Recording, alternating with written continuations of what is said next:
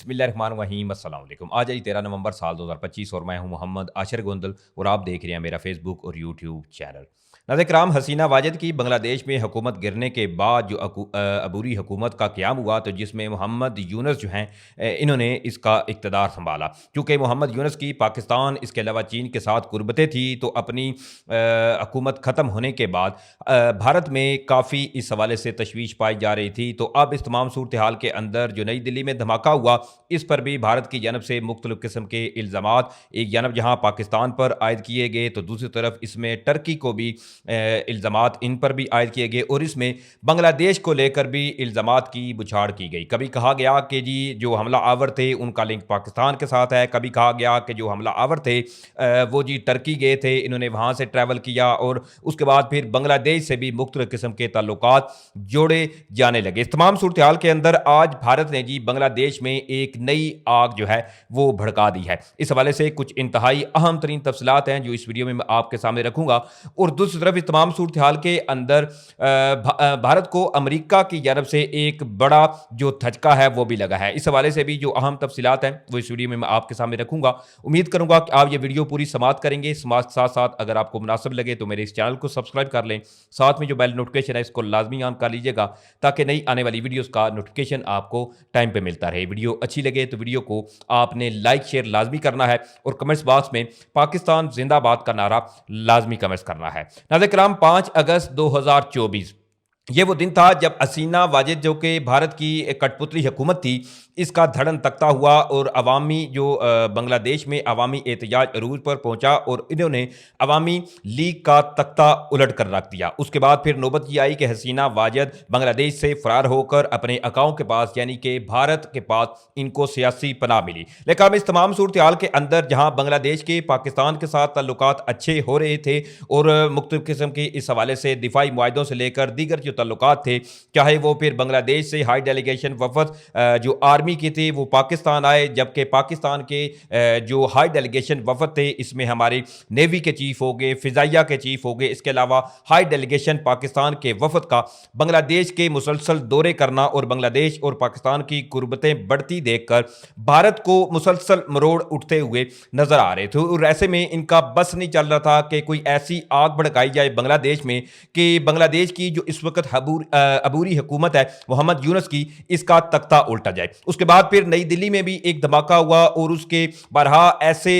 जो लिंक्स हैं वो बांग्लादेश से जोड़े जाने लगे कि जी जो हमला आवर थे वो बांग्लादेश से आए। फिर इसके इल्ज़ामात टर्की पर भी लगाए गए और साथ में पाकिस्तान पर भी इल्ज़ामात की बुछाड़ की गई। लेकिन अब इस तमाम सूरत हाल के अंदर जी अब हसीना वाजिद ने और भारत की सरकार ने एक बांग्लादेश में एक नई आग भड़का दी है। अब इस हवाले से हुआ यह है कि चूंकि इस वक्त हसीना वाजिद बांग्लादेश से भागकर भारत में बैठी हुई हैं और इन्होंने जी वहां पर एक इंटरव्यू दिया है। असल में मुद्दा जो है वो यहां से ही शुरू होता है कि जो हसीना वाजिद हैं इनको मुख्तलिफ किस्म की मीडिया जो इंटरेक्शंस हैं वो मिली और इन्होंने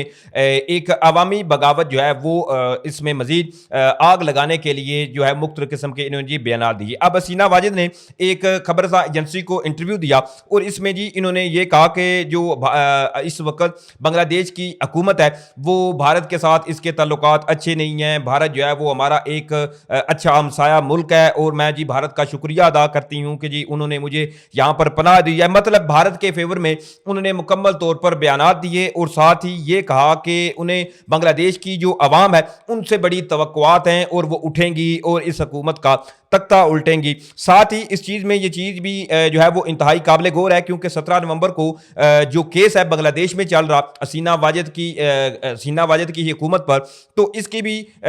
जो है डेट करीब आ चुकी है कि 17 नवंबर को इसका फैसला होना है। लेकिन जैसे ही ये इंटरव्यू नशर हुआ तो इस पर जी जो ढाका के वजारत खारजा थे इन्होंने एक तो भारतीय जो डिप्टी हाई कमिश्नर था इसको तलब किया और भारत के इस फैसले पर उन्होंने बड़ी जो है नाखुशगवारी का जो है वो मुजाहरा किया कि आप ये कैसे हो सकता है कि एक मुल्क का सरबराह जो मुल्क से भागकर जो इस मुल्क में उस पर केस चल रहा है इधर से फरार होकर आपके मुल्क पे जाता है और बाकायदा तौर पर इसको आप जो है वो मीडिया इंटरेक्शन देती हैं, इसके बयानात टीवी पर नशर किए जाते हैं। तो इस पर इन्होंने एहतजाज भी रिकॉर्ड कराया। लेकिन अब सूरत हाल जो है वो इस कदर तब्दील हो चुकी है कि ढाका में इसके अलावा बांग्लादेश में कई एक जगहों पर इस वक्त शदीद एहतजाज जो है वो उठ खड़ा हुआ है। इसके हवाले से बताया यह जा रहा है कि जो इंडियन बैक्ड अवामी لیگڈ ہے، بیسیکلی انہی کے جو حمایتی ہیں انہوں نے ڈھاکہ میں مختلف قسم کے جو پروٹیسٹ ہیں وہ اس وقت دیکھے جا رہے ہیں، لوگ سڑکوں پر ہیں اور مطالبات یہ ہیں کہ جو محمد یونس کی حکومت ہے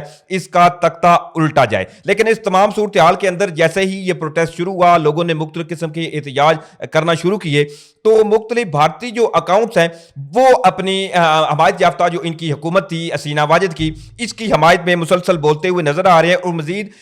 جو جلتی ہوئی ہے اس پر تیل چھڑکنے کا کام کر رہے ہیں۔ اب بیسیکلی اس حوالے سے جو مختلف قسم کے جو بھارتی اکاؤنٹس ہیں وہ یہ کہہ رہے ہیں کہ جی protest are going on against the Yunus administration on the call of Sheikh Hasina عوامی لیگ، یعنی کہ جیسا کہ آلریڈی آپ کو بتا چکا ہوں جو عوامی لیگ کی سربراہ ہیں شیخ حسینہ واجد اور شیخ مجیب الرحمان کی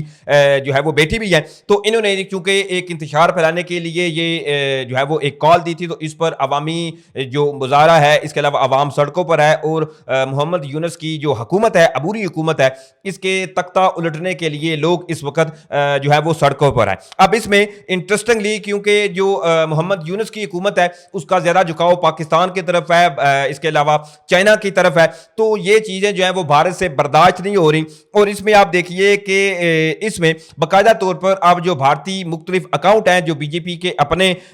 سوشل ورکر ہیں وہ یہ ایک بیانیہ بنا رہے ہیں کہ یہ جو عبوری حکومت ہے اس کا تختہ الٹنا چاہیے، یہ پاکستان کی لائی ہوئی حکومت ہے، یہ امریکہ کی بیکڈ ایک گورنمنٹ ہے۔ تو مطلب ایک چیز جو ہے وہ صاف صاف نظر آ رہی ہے کہ کس طرح سے یہ پاکستان اور جو بنگلہ دیش کے تعلقات اب بہتر ہوئے تھے اس پر بھارت کو جو ہے وہ کتنی پریشانیاں لاحق تھیں۔ اب اس تمام صورتحال کے اندر جی ایک اور اس حوالے سے یہ اب نوبت آئی ہے کیونکہ آلریڈی جو دلی میں دھماکہ ہوا تھا تو اس پر بھی بنگلہ دیش کو مورد الزام ٹھہرایا گیا، اور مختلف قسم کی جب پاکستان اور بنگلہ دیش کے ہائر ایجوکیشن کی ملاقاتیں ہوئیں تو پھر نوبت یہاں تک آئی کہ بھارت نے جہاں پر پاکستانی بارڈر کے ساتھ اپنی جو تعیناتیاں تھیں وہ بڑھانا شروع کی، اور ادھر دوسری طرف اروناچل پردیش میں چائنا کا جو بارڈر تھا وہاں پر بھی اپنی ڈپلائمنٹ جو ہے وہ اس میں اضافہ کیا، اور ساتھ ہی ساتھ جو بنگلہ دیش کے ساتھ بھارت کا بارڈر ہے وہاں پر بھی ڈپلائمنٹ کا اضافہ کیا گیا، کیونکہ ان کو یہ خدشات لاحق تھے